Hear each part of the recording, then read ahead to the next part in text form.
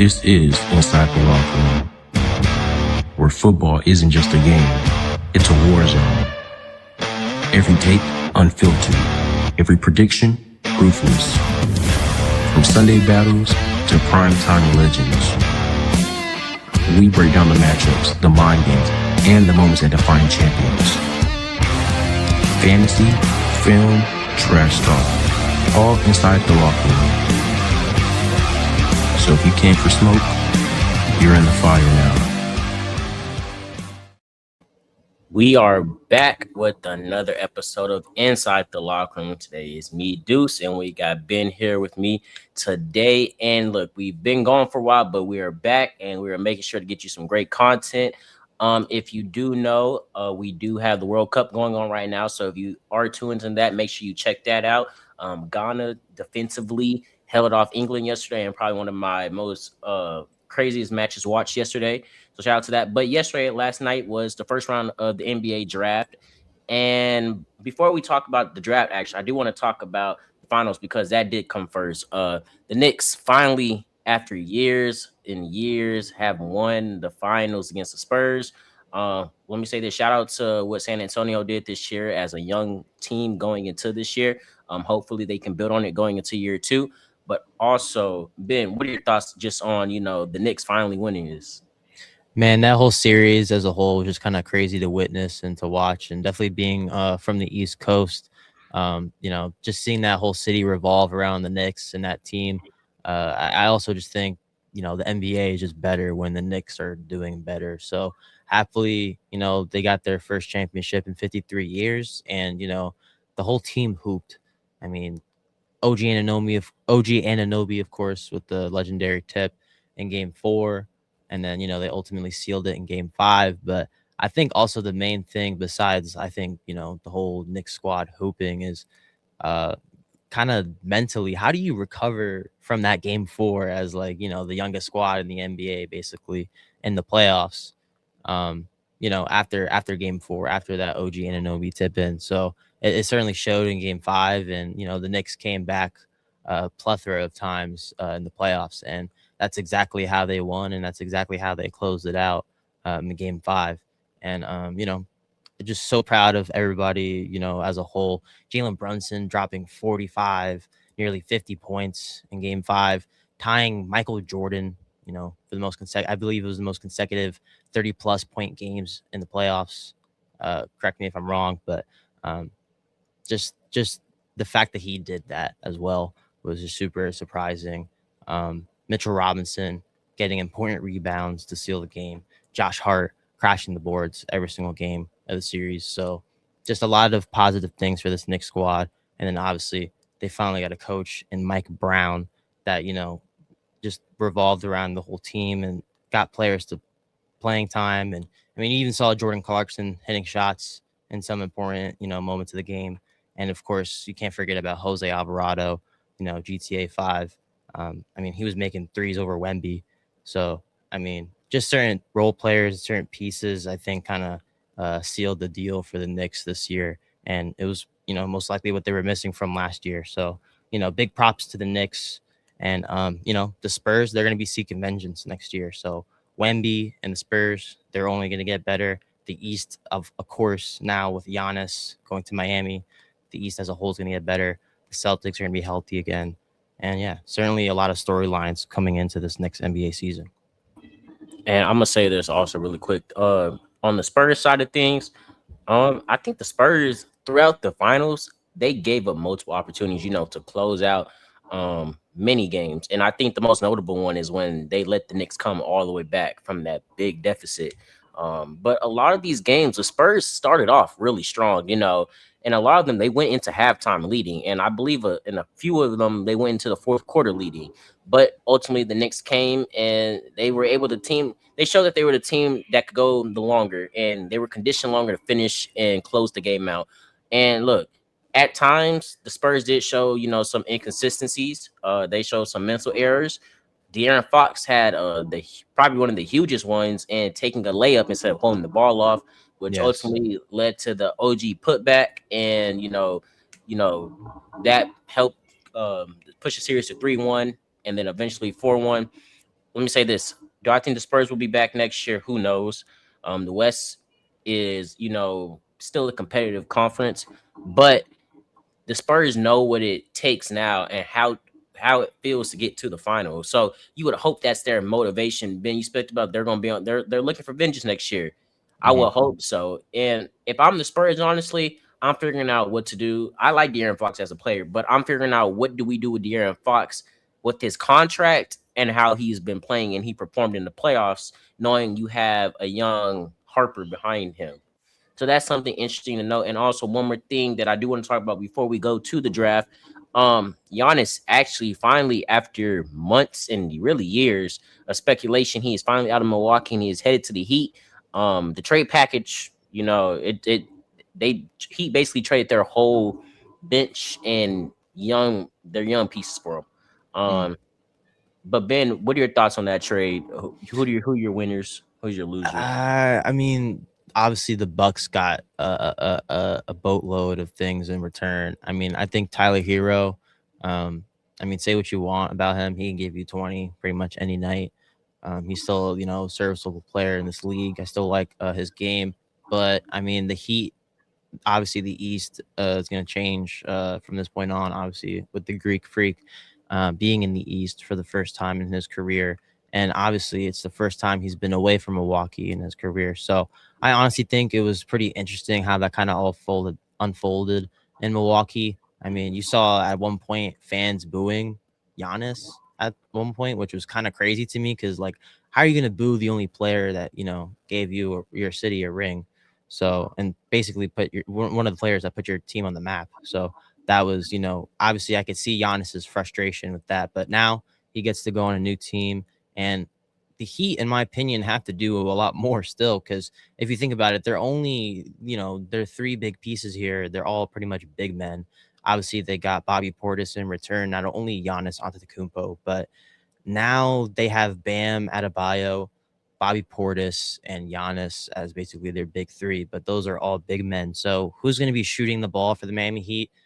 Something we're going to be basically finding out in these next coming months. But in terms of who won the trade, I really don't know. I feel like other trades, like from last offseason with like the Suns Rockets KD trade, I feel like you could kind of see who kind of won and lost that. But Yeah, I mean, yeah, it's hard to really tell because look, the Bucks got a lot of return, and you look at their squad right now. It's looked like they're a rebuilding squad, and they're going to for be sure. behind Tyler Like that Hero. squad, I don't know about the Bucks, but like that might be like a 25, 26 Like, win squad and max, yo. Like I'm not me personally. I'm not hating on Tyler Hero.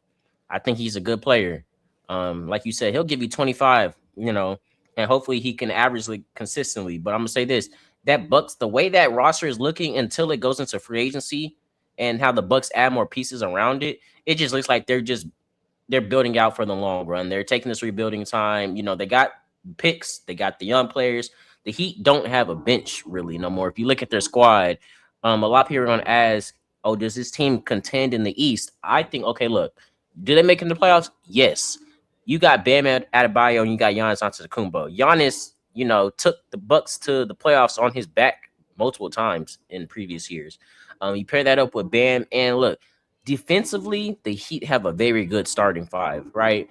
They have a good starting five, and I think this is going to be similar to some teams. You know how you have a good regular season team that can do just enough to get you to the playoffs. But when you're in the playoffs, there's teams that are just more serviceable for the playoffs that can go the long run. We've seen that with the Pistons. Their inexperience showed. They were the one seed all year long, but when they finally got in the playoffs, you could kind of tell after the Magic series, like, okay, where the Pistons team was going to go. You could tell that they weren't going to make it really far. So, look, Ben, you had a great point when you said you can't really tell who won this trade. I'm gonna say this: ultimately, I think the Heat won the trade because look, you get Giannis Antetokounmpo, you can't really hate on that. Um, Giannis is, when paired right with the right people, and even without the right people, Giannis can still give you 25, 30 on any given night. Um, and who knows what he can do with this team. And also, it's the same with the Bucks. It depends what they do in free agency to build around Giannis. Now, I got to look at more into the details about salary cap space left, but I mean, as of right now, I have the Heat as winners. But onto the draft. Our first round was last night, and we did see a bunch of scenarios play out how a lot of people were expecting. Ben, you mentioned how the Michigan, they had 3 starters go in the first round. What was your thoughts about that? Yeah, as you just said it right there, Michigan having 3 players go within the top 15 in the NBA draft. That was the biggest thing that stood out to me. Of course, one of them maybe not really supposed to going in the top 15 to most people. That's Morris Johnson Jr. going to the Dallas Mavericks at pick number 9. Some people were saying that was sort of a reach, but the Mavericks thought that that was the right choice for them. 6'9", big man from Michigan, of course, from that winning squad. And OKC, also, the rumors were true. They went after Mera, the center from Michigan, same squad that won the national championship. And they're basically getting even bigger as well. And they basically have another basically big body kind of player, kind of like Chet Holmgren, but imagine even more physical version of Chet Holmgren. That's how to describe Mera. And then you also had the San Antonio Spurs getting bigger with the forward that they drafted from the University of Kentucky. He's 6'10". So they obviously wanted to get bigger because, in the playoffs and just how their squad played in general, you kind of just noticed that Wemby was carrying that huge load of, kind of like the big men work besides, maybe Luke Cornett. So definitely don't want to roll with that again next season. So they got, bigger at that position and just, bigger in general as a lineup. And then I think the last big thing for me about this draft is, Darius the Cuff Jr. falling to the Kings at number 7. A lot of people saying that was surprising how much he fell because of how good of a guard that he is. Hey, I liked his game from what I've seen his time in Arkansas. He was mad shifty player, and made some very tough, layups and shots. So I wonder if he can, sort of bring some sort of exciting things for Kings fans to watch for, hopefully this upcoming season. But yeah, that's what I thought from the draft last night. Yeah, so for the first thing, I like how you mentioned about the Mavericks pick. And I'm looking at it right now just to make sure I'm not talking about the wrong player. But Morris Johnson Jr., he is paired, with his college coach Dusty May. If you know, in the media recently, the Mavs, have hired Michigan's last head coach, Dusty May, who just took them to a national championship. You pair him with Morris Johnson Jr. And look, let me say this.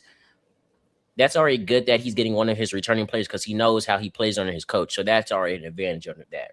The Mavs are a young squad behind Cooper Flag. And look, hopefully when Kyrie comes back, he can, help give him some of that veteran mentorship that he needs. And look, I'm gonna say this: that Mavs squad, I believe when everybody's healthy, and Cooper Flag has the right pieces, they can contend. Not contend for a finals, but compete for a playoff spot. That's what I meant. And And don't look, sleep on Koa Pete as yeah, well. That was their other draft pick from Arizona. don't look this Mavs team. I honestly, I'm gonna take a hot take right now. I think they're gonna be better than they were last year. Also, next thing I like AJ to the Wizards. Whether you like it or not, once the Wizards are kind of a low key, a sleeky playoff contender. And look, they may be one of them teams. They're not going to be one of them high teams that compete for a championship, but they're going to be one of them teams that are fighting for one of your final playoff spots. Wizards just recently extended Trey Young in his contract. You get Trey Young, you got AJ, you got Alex Sarr, you got Anthony Davis. Uh, I forgot who else they have, and I'll get back to y'all on that in a later video. But this Wizards team, and I was just looking at it from a post. This Wizards team defensively, and if AD can stay healthy, which that's kind of in this day and age. I'm sorry to say That's a it. big if in these It's a days. big if, but this team looks nice on paper. Just it depends on how they're going to play out in person. Yeah, I Um, think they could be like on the levels like the Atlanta Hawks, sort of that yes, kind of it's going, and mid-tier playoff team. I'm not saying oh it's going to be right away, but look, this is a team later down the line, that can start to get better and better. Look, I think they're gonna see more success quicker than they will see than the Bucks, just due to how their team is built right now. If I say it like that, I like the Grizzlies getting Cam Boozer out of Duke. You pair that with Jaw. Cam Boozer IQ is off the charts. And that's what you kind of need in a player. Also, hey, if John Morant's not on the court, you got another player that knows how to move the ball. Let me say, I think my Lakers, we got Carr. We traded him from with the Knicks. Knicks had took somebody out of Spain, I believe. And also, Yes, let me say forward out of this, Spain. yeah. And also, I'm gonna say this: any day two draft predictions that y'all do have, just drop them in the comments, or if y'all did get a pick right, drop it in the comments. Also, I do want to say this really quick, Ben. If you don't have anything else to say, the one thing that is funny about the NBA draft is how it's not like the NBA. I'm in the NFL, and they continue to walk on stage with the wrong team. That's always just been funny to me for some reason. But I guess they set the Oh yeah, tradition. even if they trade the pick, yes, they still Yeah, walk out with the other team's hat. Yeah, that's certainly interesting to me as well. I think another thing that was kind of interesting from this draft, obviously, like I just mentioned before, the Kings getting Darius Cuff Jr. and also the what you call it, the Memphis Grizzlies getting Cameron Boozer.